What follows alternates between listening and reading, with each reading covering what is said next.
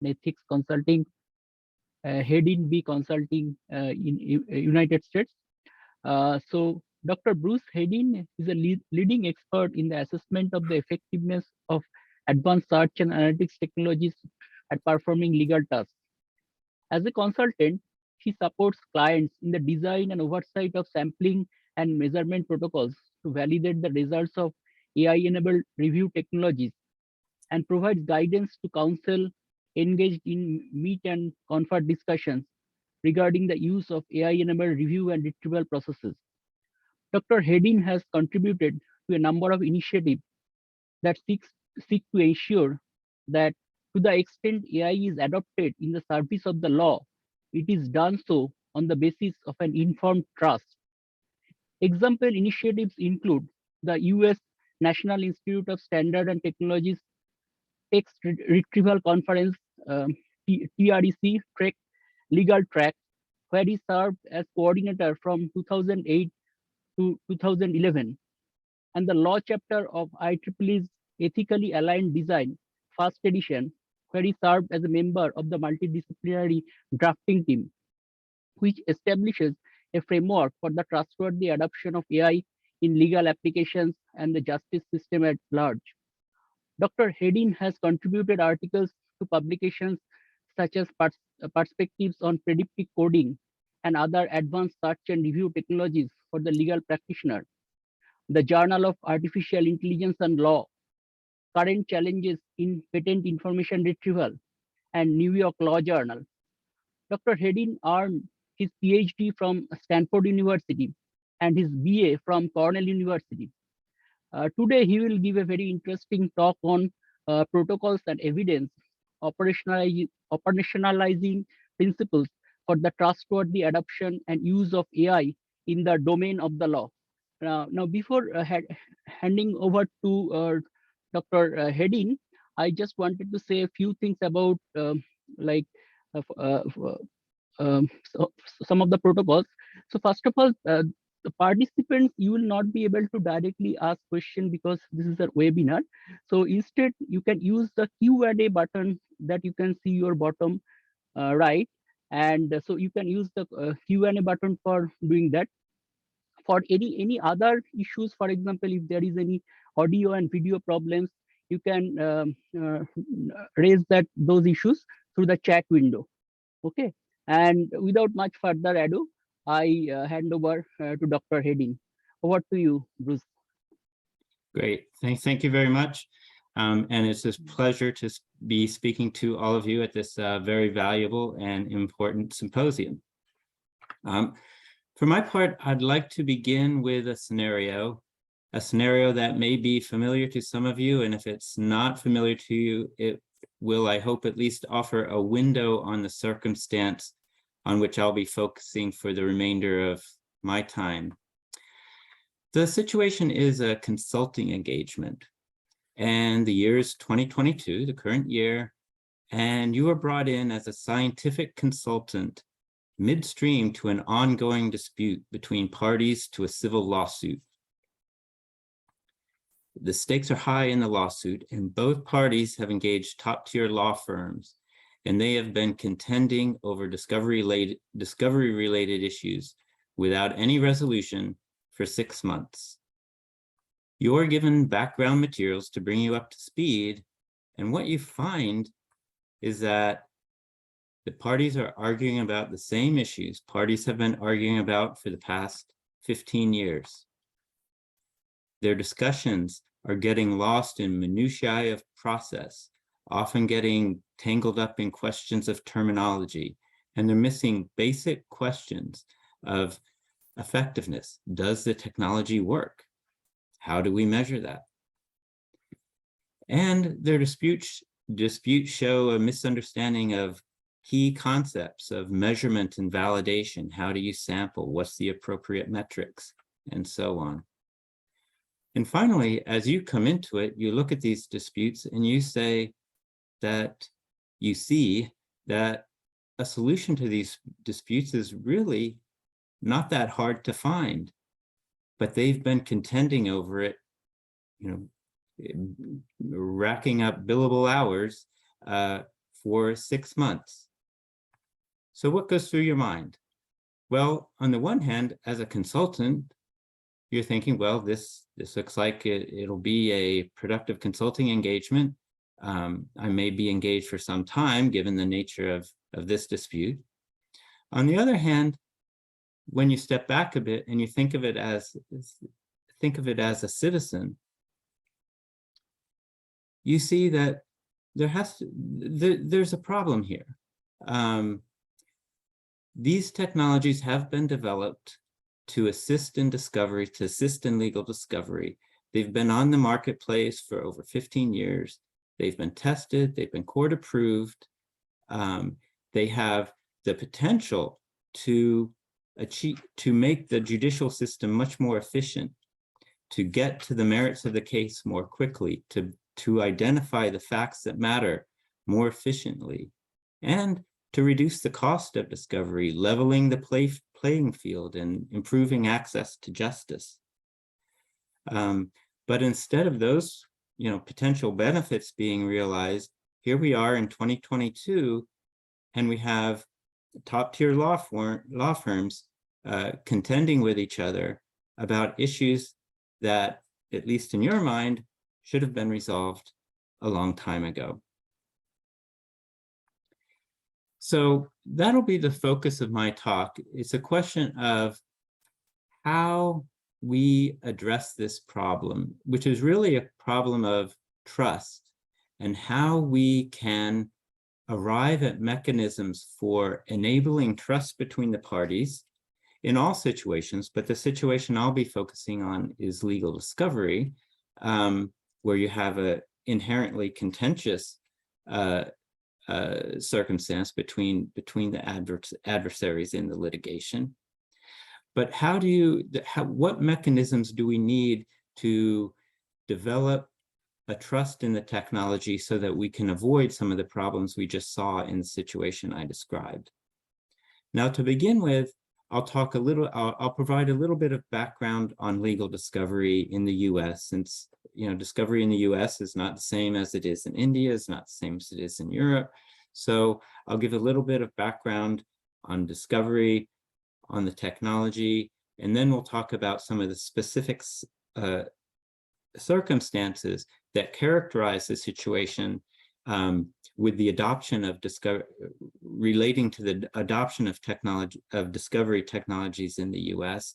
And then I'll talk about 2 proposals I'm working on that I hope will help put the adoption of those technologies on a more informed basis, enabling a more informed trust in the technologies, and thus further enabling the realization of the potential that these technologies offer. Now, legal discovery in the US, it's an adversarial system with very broad discovery. So any party to a lawsuit can seek discovery from the opposing party. And they're given fairly wide latitude as to what information they can request. Basically, any information that you think your opposing number holds that may be relevant to the issues being litigated in the lawsuit. Key stakeholders in the process are the requesting party, the party requesting information from his opposing number, the responding party, the party looking through their documents and producing them in response to the discovery request, the court who oversees the process, and not to be forgotten, the public who has an interest in the efficient and fair operation of the judicial system. Now, in the US, parties are expected to engage in a cooperative exchange of information during the discovery phase of the litigation. Once they get to the merits, they're expected to represent their party vigorously. However, in discovery, while still representing their party's interest, they are supposed to cooperate in exchanging the information so that the case can proceed to the merits of the case sooner and not get bogged down in discovery. Some of the mechanisms provided for that exchange of information are meet and confer, where the attorneys meet and talk over the issues. ESI protocols are sometimes arranged or formulated that govern what information gets exchanged when in the process of discovery. So like most legal processes, it's a formalized, norm-guided process with clearly defined roles and procedures. Now these, in the case of discovery, these procedures were developed prior to the advent of advanced retrieval technologies, but now they're being applied and adapted for governance in a world where these technologies are needed and being used. Now, in terms of these technologies, they're often called technology-assisted review, or TAR or TAR technologies. And they're designed to address the issue raised by the fact that our volumes of data have exploded in the past 20, 30 years, where it used to be possible for a human, a lawyer, to take a file cabinet full of documents and go through them manually. It wasn't a pleasant job, but they could do it. Now, where companies have millions, tens of millions, hundreds of millions of emails and other electronic documents, it's simply not, the manual process is simply no longer feasible in most cases. And so advanced retrieval technologies have been developed to address the problem. Now, the objective of these is simply to automate the lawyer's judgments in identifying information that would be relevant to the legal or factual issues at issue in the lawsuit or investigation, or more specifically, to identify the documents that are responsive to the discovery requests that have been filed by the requesting party. The means that these technologies use to perform that task vary, as you might expect. There are statistical approaches, rules-based approaches, but by far the majority of systems currently used in the marketplace are some form of supervised machine learning.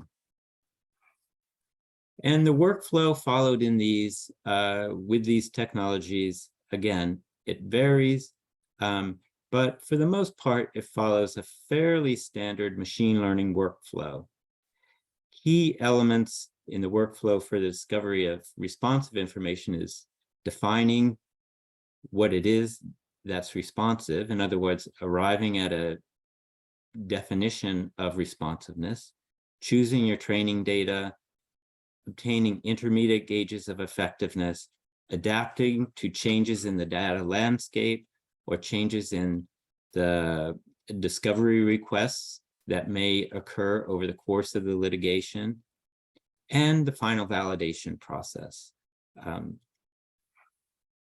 They also vary with respect to the algorithms and the specific statistical models, but really where, at least the ones that are on the marketplace now, where they really vary is in the workflow around it, around the algorithms, how you choose your supplementary training data, and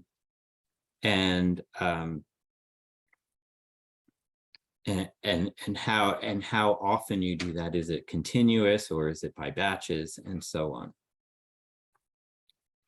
Now, these technologies have, offer the potential to effectively review large populations of documents and do so in a much more cost-effective way than humans can. And as I said before, in many cases, it's simply not feasible for humans to do the task at all, let alone do the task well. And so there are some conditions that favor the adoption of these technologies in the legal profession. One factor that favors them is that there have been a number of evaluations of the effectiveness of these technologies.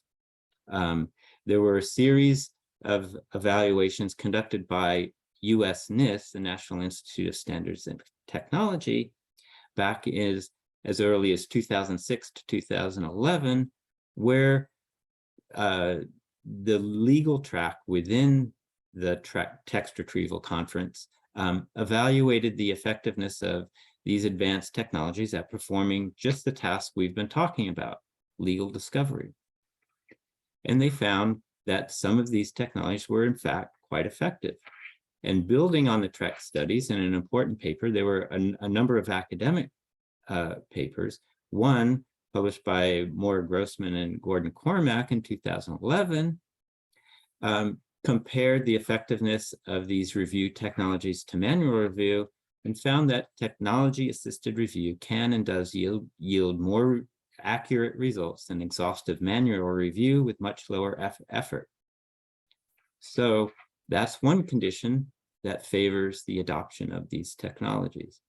A second condition is case law. As early as 2012, in an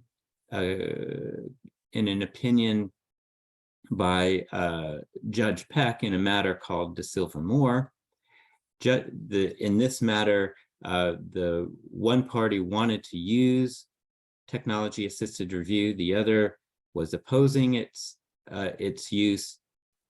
Judge Peck listened to the arguments on both sides, and in an opinion, permitted the use of the advanced technology. It was the first time there was judicial approval of the use of these advanced technologies for purposes of discovery in the US.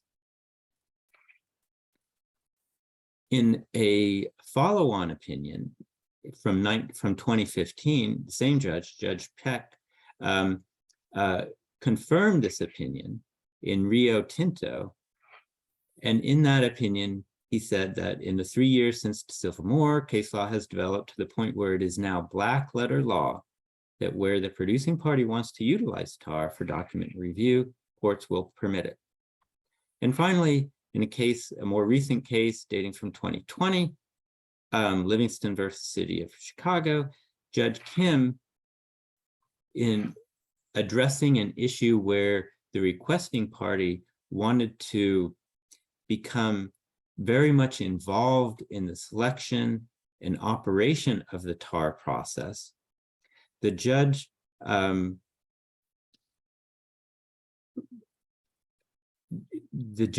recognized that the producing party has a significant amount of autonomy in deciding how to run its own discovery process and how to implement whatever TAR technology it was choosing to use. So that served to, if you will, put some distance between the requesting and responding party to avoid some of the wrangling that has characterized the use of these technologies and some of the unclarity about what's the responding party's role, what's the requesting party's role and rights in the use of the technology. All those are favorable conditions. There's a need for the technology. The technology has been tested and found to be effective. Courts have approved the technology.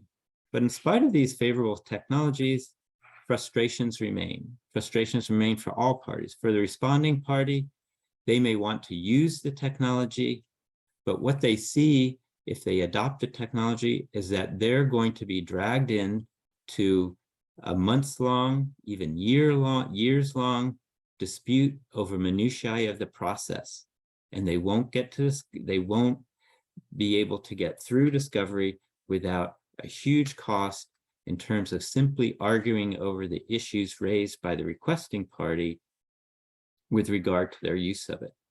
For the requesting party, on the other hand, they may be perfectly fine with the responding party's use of the technology, but when they ask legitimate questions for transparency into the testing and validation of the process, they're met with obstinacy, and getting answers to those questions requires them to go to the court to file motions and get the court's intervention to give to force the responding party to give basic information about the effectiveness of the technology. For the courts, they may think that, well, these technologies are going to help me get through this busy docket that I have more quickly, so I can get through discovery and get to the merits of the case more quickly. Instead, they find themselves drawn into refereeing disputes about technical matters related to the use of the technology. And these judges, they often aren't, technical people themselves. They don't have the scientific or statistical background to address these issues, but they're being called on nevertheless to address these issues. And for the public, as we mentioned at the outset, they're seeing a technology that could be used to make the judicial system more effective and more efficient. And what they're seeing is that it's being an opportunity for wasting time, wasting cost, and its potential isn't being realized. The result is slowed adoption, which means failure to realize the potential that the technologies offer, and its ineffective governance when adopted. Often when disputes go to a judge who doesn't have familiarity with he's not a data scientist, the judge is not a statistician, they'll reach a decision, but whether it's the right decision, whether it's the decision an expert would have reached, is really sometimes hit or miss. And the underlying problem is a lack of trust, or perhaps better stated, a lack of consensus around the means to arrive at a well-grounded trust. And that's where I want to focus our attention today, is what means can we develop for helping the parties arrive at a well-grounded trust in the technology. So one approach to addressing the problem would be to look to principles. As I'm sure you all know, in the past 5 or 6 years or so, there's been kind of a cottage industry of organizations producing guidelines or principles for the responsible or ethical use of AI. Researchers at Harvard's Berkman Klein Center for Internet and Society did a very interesting project where they compiled 36 sets of these principles produced by a number of different types of organizations: governmental organizations, non-governmental organizations, private industry, and so on. And what they did, they looked at the overlap among the principles, and that what they were able to do is identify 8 common themes that were shared among the different sets of principles: privacy, accountability, safety and security, and so on. So in seeking to help our practitioners find a way to an informed trust of the technology, we might look at principles. But principles are somewhat at a higher level than the level we're looking at. Remember, we're looking at a very practical level where lawyers are talking to each other, they're engaged in an ongoing litigation, and the possibility that high-level principles would reach down to that level of practice without any further work, at least, is somewhat remote.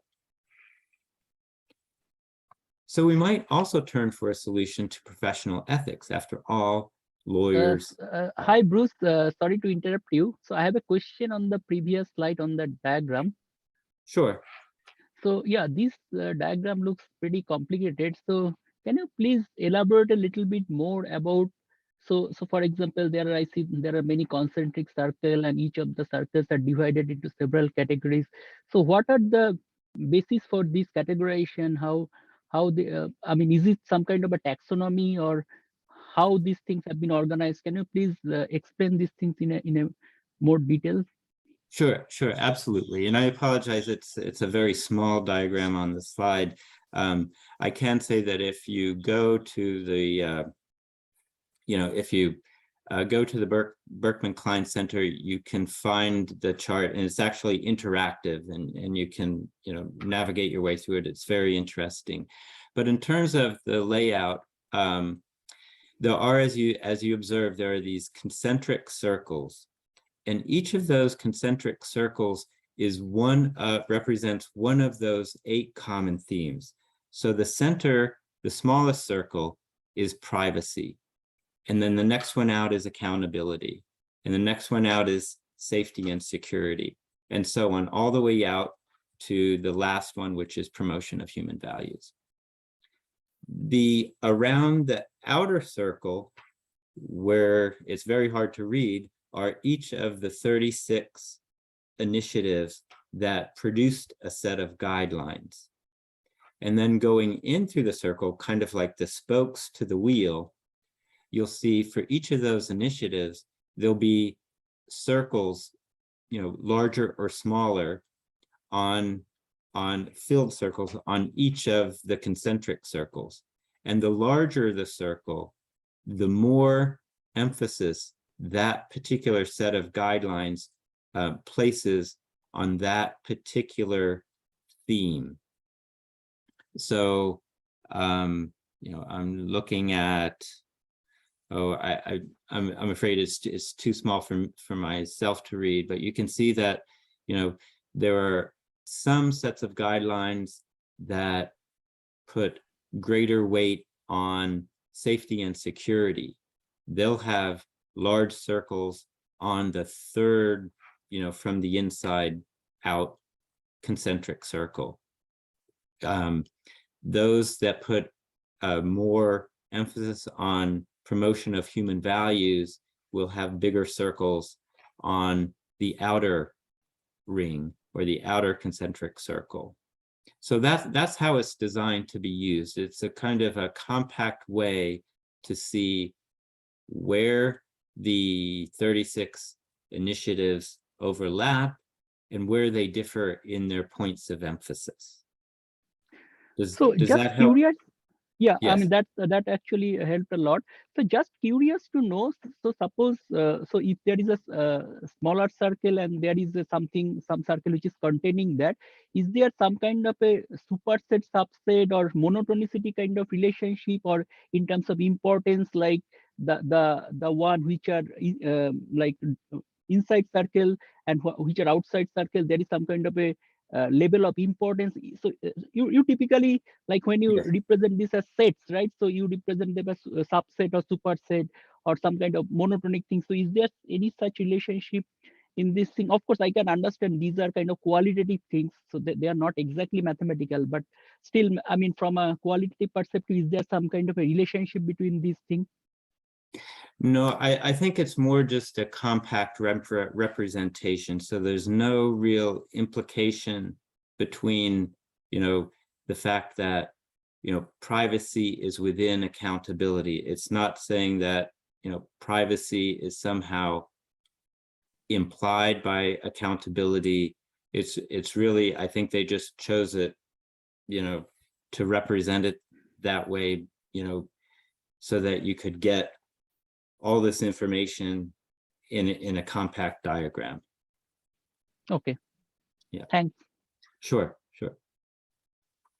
So principles are one possible solution that we might reach to. Another is professional ethics. After all, we're dealing with lawyers. Lawyers are governed by rules of professional ethics. And in fact, in the US, the American Bar Association has weighed in on AI, and they've recognized in a resolution that was adopted in 2019, that AI holds the potential to bring great benefit to the legal profession and to the clients that lawyers represent. So lawyers should become comfortable with AI. At one point in the resolution, they assert that the use of AI will become as common as email in the near future. Use of AI by lawyers, that is. At the same time, lawyers should recognize the risks associated with AI, which include bias issues, questions of ethics, and so on. So the ABA, which governs the professional ethics of lawyers, is a source for governing how lawyers adopt and think about these technologies. The bottom line is that it's essential for lawyers to be aware of how AI can be used in their practices to the extent they have not done so yet, and they have to be competent enough to supervise the work performed by AI. And this coincides with what the ABA has been saying in recent years about competence, that lawyers, in order to adhere to their competence obligations, have to also understand the benefits and risks associated with the emerging legal technologies, including the discovery technologies that we're talking about today.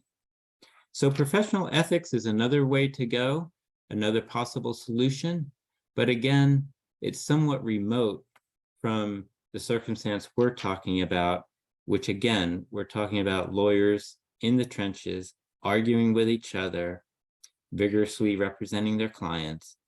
And, it's not clear where, whether ethics alone will reach down to that level of practice.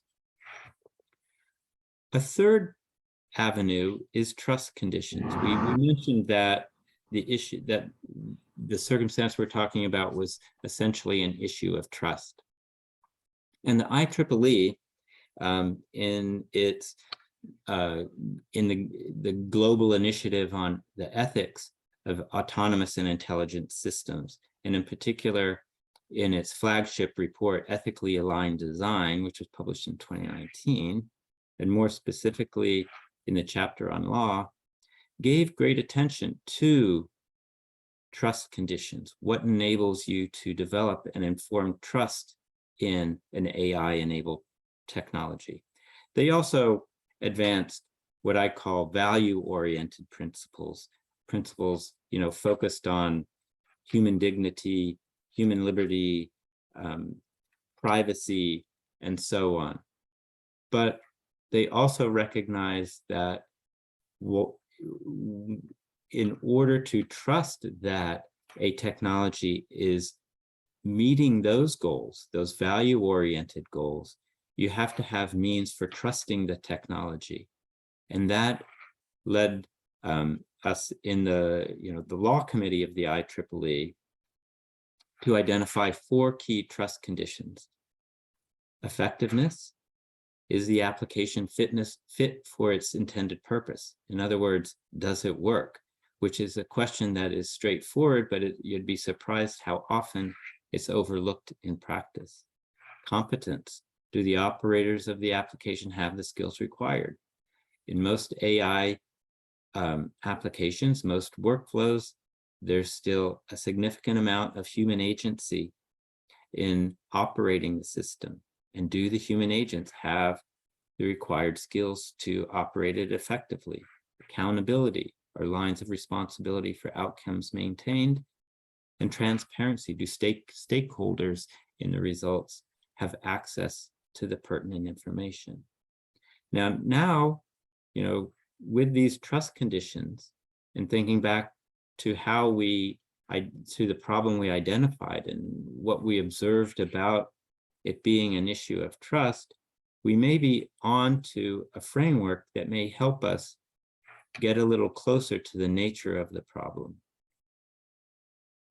If we use these trust conditions as a framework, we can assess the current state of affairs with legal discovery technologies and see how they stack up. And perhaps that will tell us where trust is missing. And if we can identify that, we can identify mechanisms that will help us provide the information that will put the technologies on a more trustworthy footing, thereby avoiding that unfortunate scenario that we began with in the beginning of the presentation. So first, are the technologies effective? Well, going back to our studies with the legal track, we did a number of evaluations, as I mentioned, of the effectiveness of technologies at performing discovery. And the results from 2008 to 2010 are represented on this chart. They're, on the chart, we're measuring them against recall on the horizontal axis, and we're measuring them against precision on the vertical axis. Obviously, where you'd like to be is in the upper right-hand corner, where you have high recall, high precision. And you can see that some of the technologies were able to produce results that ended up in that right-hand corner. But you can also see that there were many results that were not in that upper right-hand corner. In fact, all over the chart, some high precision, low recall, some higher recall, low precision, and some even low recall and low precision. And I would, to be fair to the participants, I would note that in TREC, some of the participants were commercial participants, testing their commercial offerings in the evaluations. Others were academic participants submitting more experimental approaches. So those experimental approaches, and sometimes participants submitted more than one because they were trying out different things, it's not surprising that some of them, ended up, on the lower recall or lower precision side of the chart. So I don't want this chart to convey that, the impression that these were all commercial entrants, or that all participants were necessarily trying to get high recall, high precision. There were a number of objectives participants had in the exercise. But what the results do show is that no system is perfect. Some systems performed well, some not so well. Some performed well on some topics, not on others. And the bottom line is that in order to trust the technologies, you need to test them. You need to have not just validation in general, you have to have local validation to understand how well the technology performed on the particular project in which it's being applied. So in terms of the current state of affairs, given what we saw with effectiveness, we'd have to say on our scorecard, effectiveness, proceed with caution. How about competence? Again, going back to our TREC exercise, one year, 2011, we asked participants to, when they submitted their results, to provide an estimate of what they thought their recall was. And then we were able to measure their recall through our sampling exercise and compare that with their predicted recall. What we found is, in some cases, participants underestimated their recall. Sometimes they overestimated. And generally, they were pretty far off. Now, I'd note that not in all these cases were participants necessarily doing a sampling exercise specifically designed to arrive at a predicted recall number. In some cases, their predicted recall was derived from the probabilities that were generated by the system, the probabilities associated with each of the documents that they submitted as relevant or not. But nonetheless, it did show that as far as arriving at accurate estimates of recall, we still had a lot of work to do. And these were people, who were, experts in the field. When we get back to our situation of, lawyers talking with lawyers about measurement and validation, the questions of competence become even more acute. I mean, basic questions of, definitions of recall, or simple concepts of sampling and estimation and measurement are often very confused. And so when we come to competence again, proceed with caution. How about transparency? Well, again, it's a little bit hit or miss. If we go to a case from 2017, Winfield versus City of New York, it was interesting here. The requesting party wanted the responding party to provide some insights into its validation process. And the judge, on the bright side, recognized that validation was important. Measuring recall was important. Best practices also dictate that the producing party validate the results of its review using metrics such as recall. That's very good. But then, responding to the responding party's argument that their validation processes were proprietary, the judge decided to review the results of the validation herself in camera and not allow the requesting party to see the validation procedures or even the validation results. So the judge reviewed those validation procedures and results herself, and then in her opinion said, well, they all looked good. They support that there were no problems with the production. Well, there are a number of problems there. First of all, a validation exercise need not disclose any proprietary information. It's a matter of sampling, mostly numbers. What are your sample sizes? What are your, how many responsive documents did you find in your samples? What are your estimates, and so on? Nothing proprietary there. And second, the goal of a validation exercise is to demonstrate effectiveness. And you can't demonstrate if you don't show, and you can't show if the results are held secret in camera in the judge's, in the judge's chambers. So, and we don't know, the judge may be an expert in statistics, may be sufficiently trained to ask the right questions about the sample sizes, about the metrics, and so on. But we don't know one way or the other.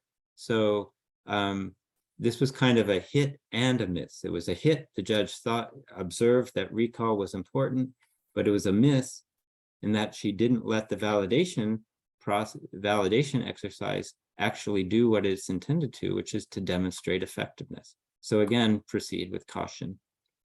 Finally, accountability. Now, there are in the federal rules that govern civil procedure and govern discovery in the US, there are requirements that there be an attorney of record, and that attorney on any disclosure, such as a disclosure of documents responsive to a discovery request, the attorney has to certify to the best of his or her knowledge that that disclosure is complete and correct. Well, that's all well and good, but given what we've already seen about the uncertainty with regard to effectiveness and the uncertainties with regard to competence, it's unclear that an attorney, even if the attorney, signs the 26G certification, whether that's meaningful, because we don't know that the attorney actually knows how to measure effectiveness or actually is competent to assess, a validation exercise and assess whether it was done in the right way. So again, with accountability, we have to say, proceed with caution. So where does this lead us? Well, again, what it points us to is the fact that while there were, as we identified at the outset, a number of favorable conditions that should advance the adoption of these technologies, there are problems with regard to trust and the information that can be the basis of trust. And that may be the source of the problem that characterized the situation with which we began, where lawyers are fighting in this unproductive fight, getting nowhere, and the technology is not being adopted or not being as adopted as effectively and as efficiently as it might. So what kind of mechanisms might we consider putting in place? Now, before I go to the two initiatives I'd like to briefly describe, I'd like to locate, to clarify where we are, in terms of the overall operationalization of values and incorporation of values in the adoption and use of our technologies. In the law committee of the IEEE Global Initiative, we've developed this what I call a waterfall, which shows, a multi-tiered derivation of sort of concrete normative instruments that starts at a very high level at our core values, at human dignity, human privacy, human liberty, and so on. And step by step gets to more specific principles and elements of principles related to AI. And from there to questions that we would ask about, to assess adherence to those principles. And then we get to evidence, and then we get to actual concrete operation level, practice level, normative instruments. And our focus, again, I've said it a number of times, our focus today, in my talk anyways, is on this very practical level. And so we're not at the level of core values today, we're at the level of evidence and normative instruments for the governance of an AI application, in particular a discovery application. So the initiatives I'd like to talk about briefly are two. One, a program for gathering evidence of effectiveness, and another, a protocol governing adoption and use of the discovery technologies. First, with regard to the initiative for gathering evidence, in an initiative that's sponsored by the Future Society and the Athens Roundtable, and given the topic of this conference, I'd like to encourage everyone here, if you haven't already, to also, I'm sure you would be interested and would love your participation in the Athens Roundtable, which is also focused on AI and the rule of law. But growing out of the work at that conference, it's still in very early stages, but we're putting together a proposal for an AI benchmarking program that would be a program of ongoing AI benchmarks that would gather the information about the effectiveness of the technologies, thereby providing the evidence needed to empower citizens, policymakers, innovators, and so on, to put their adoption and use of the technologies on a better informed basis. And in some ways, this is similar to the TREC exercise we talked about earlier, but it's different in that TREC was designed and by mandate was a research exercise. It wasn't designed to produce, as a sort of ongoing benchmarking exercise where you have a consistent schedule, a consistent evaluation design, and you're producing for the public measures of the effectiveness of commercially available systems. That's what we would be hoping for with the AI benchmarking program. Its key design requirements would be a consistent schedule and design, understandable metrics. Ultimately, we want this information to be available to the public to use, so it can't be kind of arcane metrics that only experts can understand. We have to identify key metrics that relate to the safety and effectiveness of these applications that are readily understandable by the public, by citizens, by policymakers, and so on. They should be transparent so everyone can see that the evaluations are trustworthy, and they should replicate real-world conditions and objectives.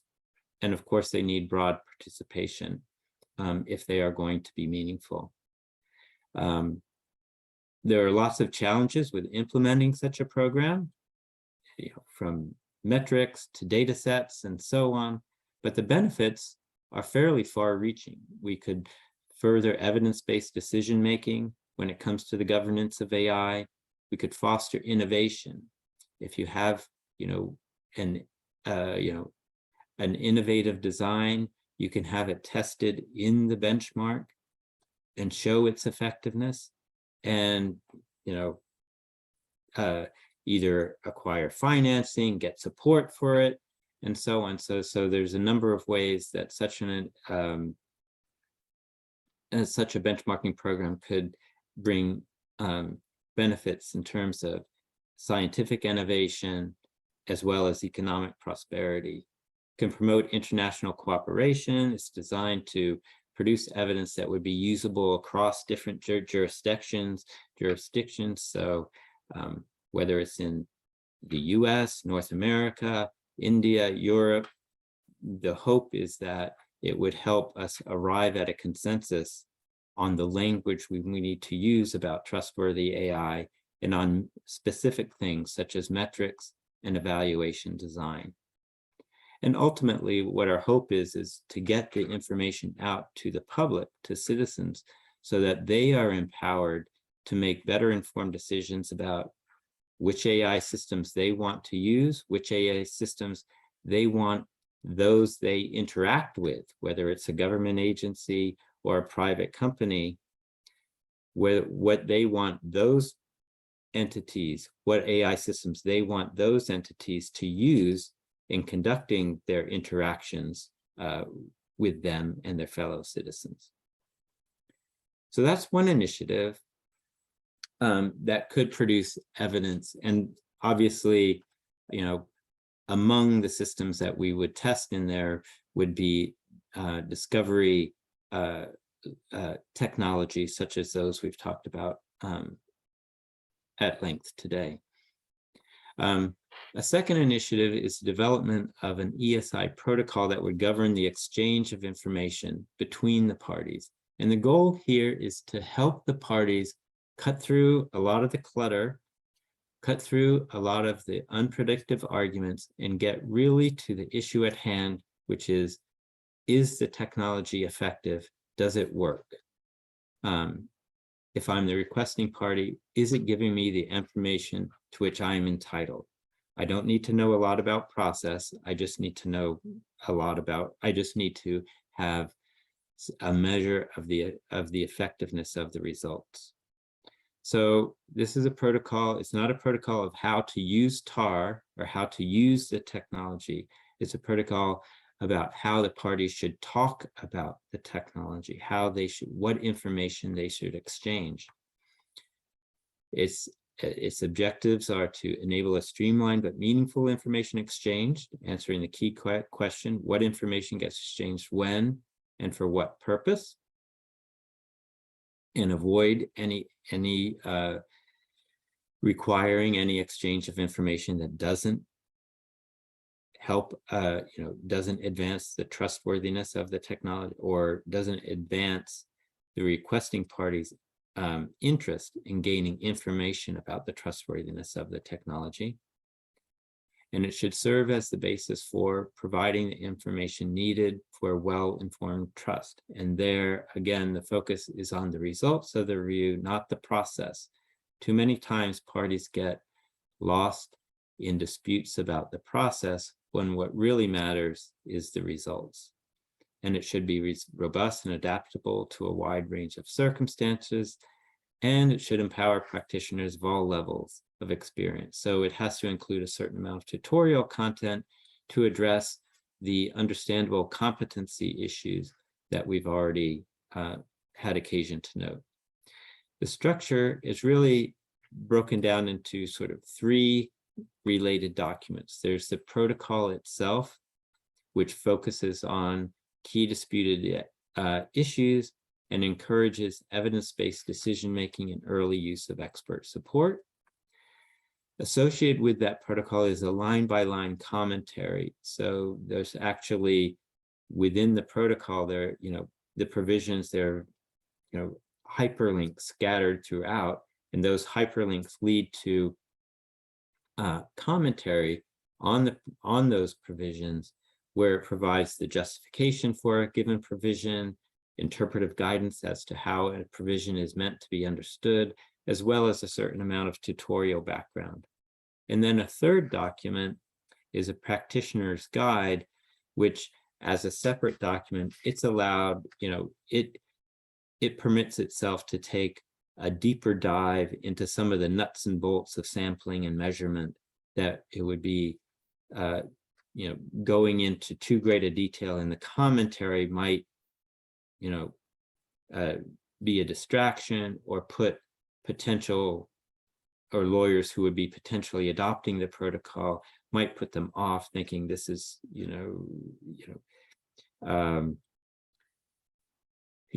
this is requiring me to become a statistician and so on. So we want the protocol itself and the commentary to be relatively simple, but some of the more advanced topics we can cover in this companion practitioner's guide, which will also be, making no assumptions about,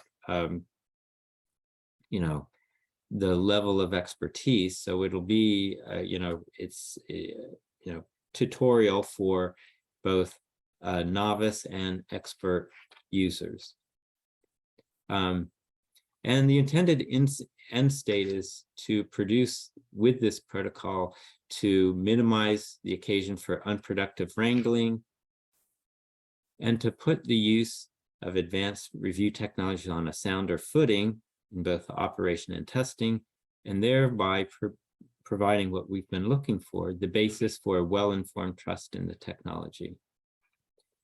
And if we can do that, we'll put ourselves in a better position anyways, to realize the benefits that these advanced review technologies offer, thereby advancing the goal of a just, speedy, and inexpensive determination of legal proceedings, enabling a return to the focus on the merits of a matter, and avoid having cases decided simply on the basis of the time and cost of discovery, and further access to justice as we level the playing field and reduce the cost associated with discovery.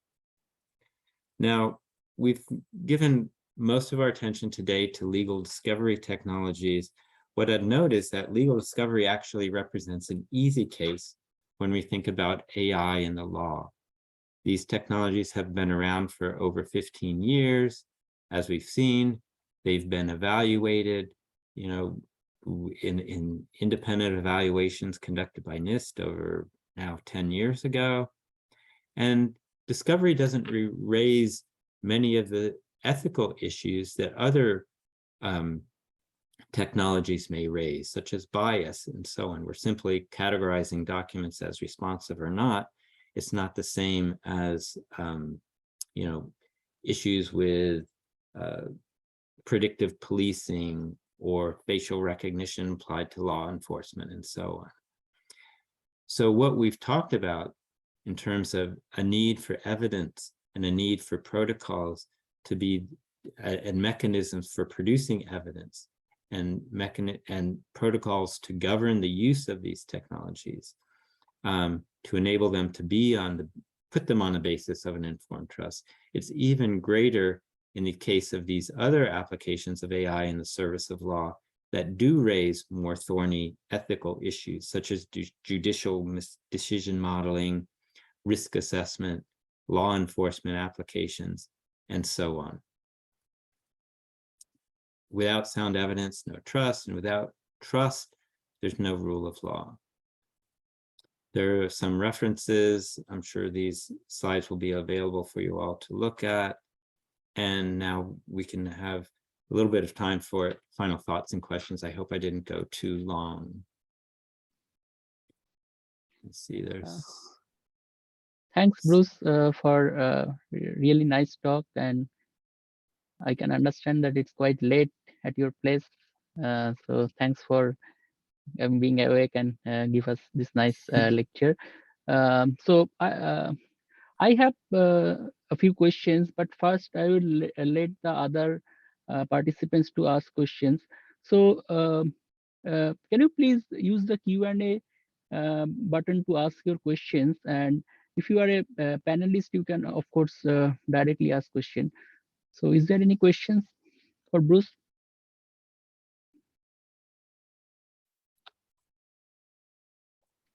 So okay, if till the time maybe someone is thinking about a question, so I have a question. So you mentioned about this fairness and ethical AI. So nowadays we see a lot of these questions on, because AI and the algorithms are making a lot of decisions for us. So so this fairness, explainability, interpretability, ethics, responsible AI. So a lot of terms are being thrown nowadays, right? Now, the thing is that, I mean, it is one thing to have guidelines for these things, but you also have to enforce these things, right? So, because there is no point in having a law in the law book if those laws cannot be enforced.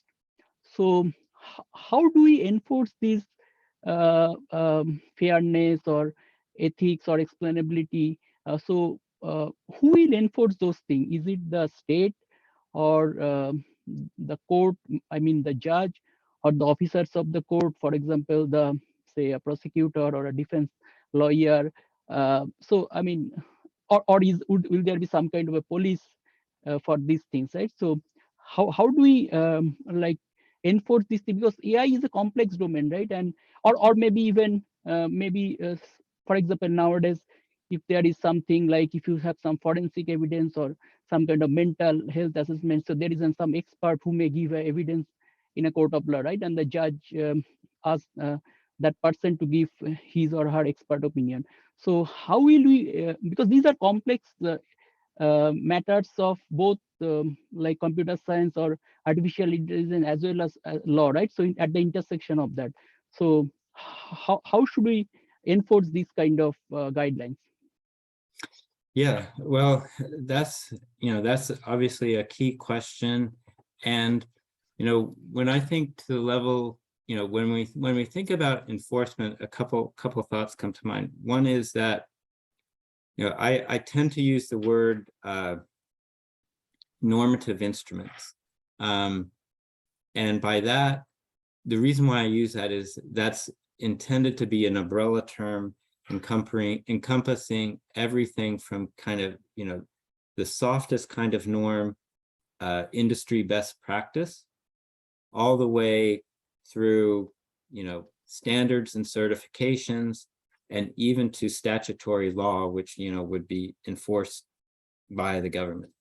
And I think the reason why I think we have to leave that umbrella, have a wide umbrella at this point, is because there are many types of applications. Some types of AI don't have the same risks, don't raise the same ethical issues. So to put them at the statutory end of enforcement would just be silly. The AI that helps me write my text messages on my phone, it's relatively innocuous. So there are a range of different normative instruments that could lead to enforcement from, again, best practices, standards, certifications, and so on. But what I think, where my focus is right now is, for any of those normative instruments to be effective, it's crucial that, they're going to require evidence to be able to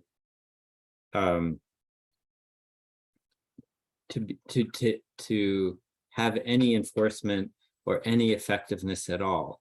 So we have to, if it's a question of,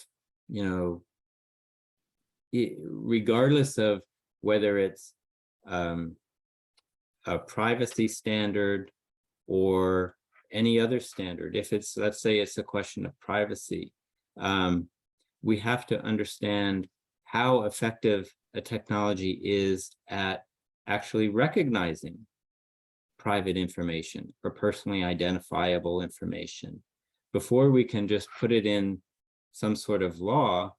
And if we don't know whether a technology would even be able to recognize that information, we have to gear our standards and certifications to the evidence that can be produced. Or if we're not producing that evidence, then whether through benchmarking or through other means, we have to generate the evidence that can be used to assess, whether a given facial recognition system is biased in some way or other. So, that may not be a clear-cut answer to your question, but I think in a way we have to, on the one hand, allow for a wide range of normative instruments, but they're going to be fed, if they are going to work at all, they're going to be fed by evidence. They have to be evidence-based. And so we have to have mechanisms to generate, to take fairness, for example, there are multiple statistical measures of fairness. And, it's been shown that satisfying all of them at the same time or optimizing to all of them is impossible. But that doesn't mean we don't collect the information that would allow us to obtain those metrics. But then it may be a judgment call as to which of the metrics we prioritize in a given standard and so on. But, a precondition of effective norms is, in my view, evidence. Okay, thanks, Bruce. Let me see if there are some other questions. So I think John asked a question. John Gelino, he asked a question in the chat. So John is asking, isn't a major issue how the results of discovery are used? If humans use the results to take actions, then they take responsibility. The greater problem occurs when you try to fully automate decision making. So how do you address that? Let me see. So you can also look at the chat window if you. Sure. I see. I'm reading it right now. Well, yes. In terms of, I'm trying to understand exactly where your question is coming from. So in terms of discovery, we're identifying documents that are responsive to a request, and our job is to an extent that's consistent with what's reasonable. We have to produce all the documents that are responsive to that request.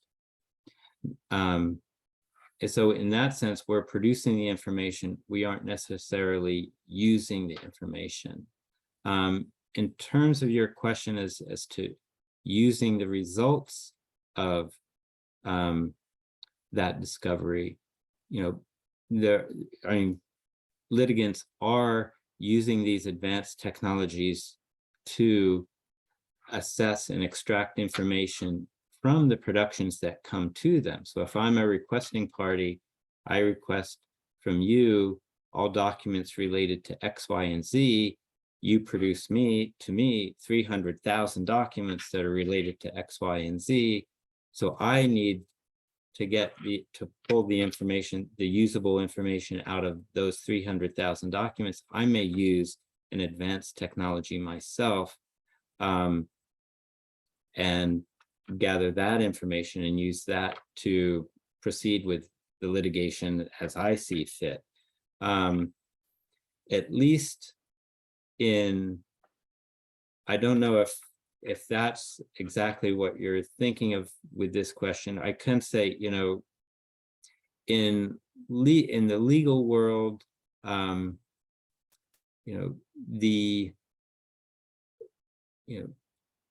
as far as fully automated decision making, people do make, production, responsiveness designations fully automatically. That's where validation comes in to test, the extent to which you're missing responsive documents. You have to sample from what you're saying is not responsive, with sufficient sizes to be able to come to a reasonably precise measure of recall. But on the other end, when people are actually using their documents to, to prosecute their case, that's often a hybrid process involving, automated techniques as well as human techniques. But I have a feeling I may be, sort of missing the point of your question. I do think that, it's important to measure the effectiveness of the technology and the competence of the people, that the human agents that are involved in the operation of the technology. And so it's important not, when I've been talking about evaluation, I'm talking about the evaluation of the system as a whole, and as much as possible, the system as a whole in its real world context and its real world conditions. So there are sometimes, very narrow definitions of accuracy. The accuracy of a system is it, on the one hand, coding whatever it's supposed to be coding correctly as responsive or not responsive. On the other hand, there's a larger picture which puts that technology in a real world setting with human agents, with lawyers engaged in the process, and so on. And I think for our evaluations to produce meaningful measures of effectiveness, we have to, as much as possible, reflect real world circumstances and measure.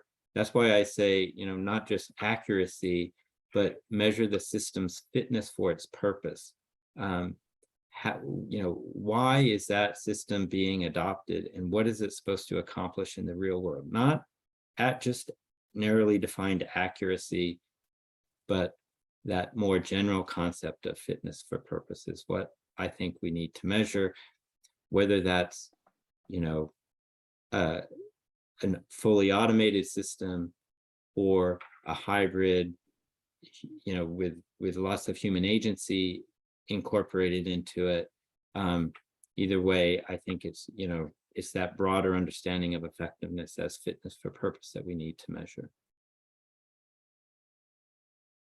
Okay, I hope that answered John's question. So let's see if there are any other questions.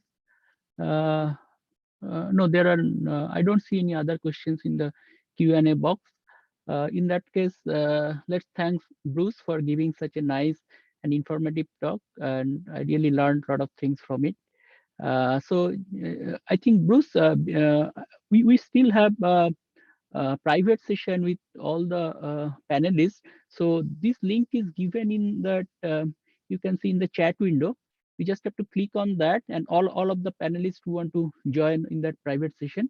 So, and then you will basically leave this room and go to that private room. So please click on that, and then we'll meet there. Okay. So see you soon. Okay, very good. Thank you.